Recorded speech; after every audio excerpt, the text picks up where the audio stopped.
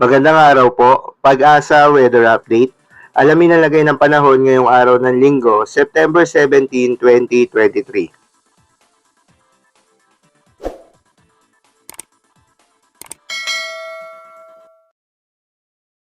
Magandang umaga mula sa Pag-asa Weather Forecasting Center.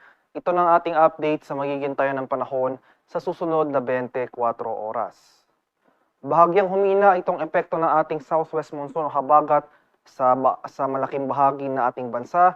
Subalit makikita natin dito sa ating latest satellite images itong mga kaulapan sa southern portion ng ating bansa, particular na sa Mindanao area, ay itong mga kaulapan na ito associated sa tinatawag nating Intertropical Convergence Zone o ITCZ.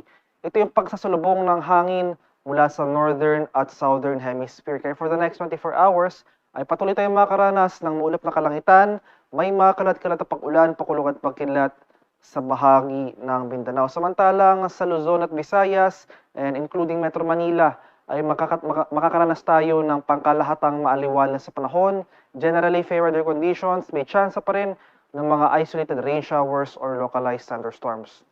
At sa kasalukuyan, wala rin tayong binabantayang low pressure area o sama ng panahon sa loob at labas ng ating Philippine Area of Responsibility na maaring maging bagyo sa mga susunod na araw.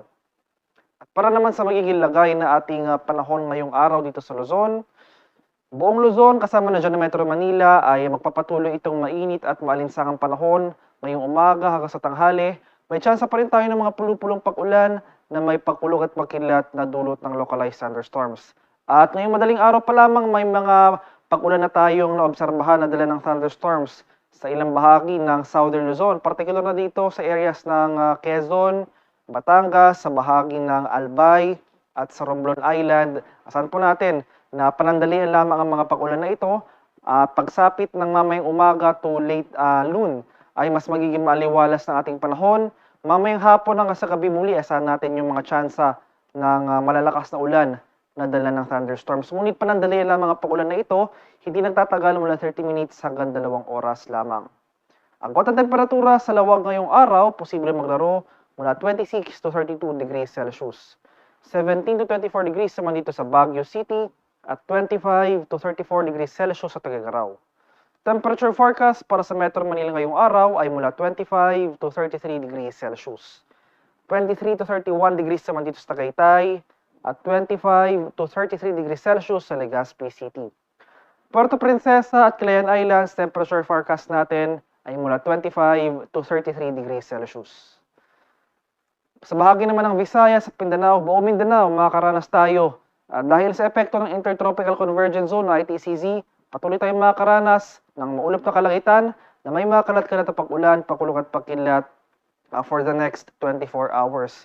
At ngayong umaga pa lamang may mga pag-ulan na tayong naobserbahan sa northern at eastern sections ng Mindanao. Asahan natin na later in the morning hanggang noon ay mas maraming areas pa ng Mindanao ang makakaranas ng kaulapan. Babagsak yung malalakas na pag-ulan na dala ng mga kaulapan na ito pagsapit ng hapon hanggang sa gabi. Kaya maging handa at alerto po tayo sa mga banta ng biglang pagbaha at pagguho ng lupa. Sa bahagi naman ng Visayas ay generally fair weather conditions sa ating inaasahan.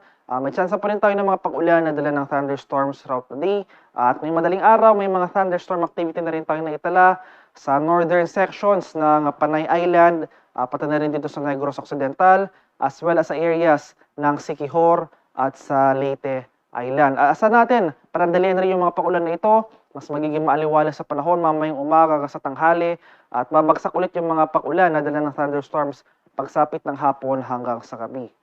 Ang kota temperatura sa Iloilo ngayong araw, posible maglaro mula 25 to 33 degrees Celsius. 25 to 33 degrees naman dito sa Cebu at 26 to 33 degrees Celsius sa Tacloban. Temperature forecast para sa Cagayan de Oro ngayong araw ay mula 25 to 32 degrees Celsius. 24 to 32 degrees naman dito sa Davao at 25 to 33 degrees Celsius sa Zamboanga. Sa kalagayan nating karagatan, banayad hanggang sa tamtamang pag-alon na ating inaasahan, wala pa rin nakataas na gale warning sa anumang baybay na ating kapuluan, kaya naman malayong makapalaot ang ating mga kababayang mangingisda at may mga maliliit na sasakyang pandagat. Iba yung pag-ingat pa rin sa ating mga kababayan na maglalayag sapagkat kung meron tayong offshore thunderstorm activity yung mga pag-ulan sa ating mga dagat baybayin, asahan natin ang bahagyang malalakas na bugso ng hangin, kakibat nito ang pagtaas ng ating mga alon. At para naman sa ating 3-day extended weather outlook sa mga piling syudad ng ating bansa, buong Luzon at Visayas for the next 3 days. So mula Lunes hanggang Miyerkules, patuloy pa tayong makakaranas ng generally fair weather conditions. Magpapatuloy itong mainit at maalinsangang panahon. Asan pa rin natin yung mga chance ng pag-ulan na dala ng thunderstorms. Usually nangyayari yan sa hapon hanggang sa gabi. Sa bahagi naman ng Mindanao, including Davao Region or more in particularly Metro Davao area, for the next 3 days, makakaranas pa rin tayo or magpapatuloy itong maulap ng kalangitan at mataas na tsansa ng mga pag-ulan na dala nga nitong Intertropical Convergence Zone o ITCZ. Kaya patuloy tayong mag-monitor ng mga updates sa pinapalabas ng pag-asa tulad ng mga rainfall advisories or heavy rainfall warnings sa aming social media accounts. Agwat na temperatura sa Metro Manila sa susunod na 3 araw ay posibleng maglaro mula 25 to 33 degrees Celsius.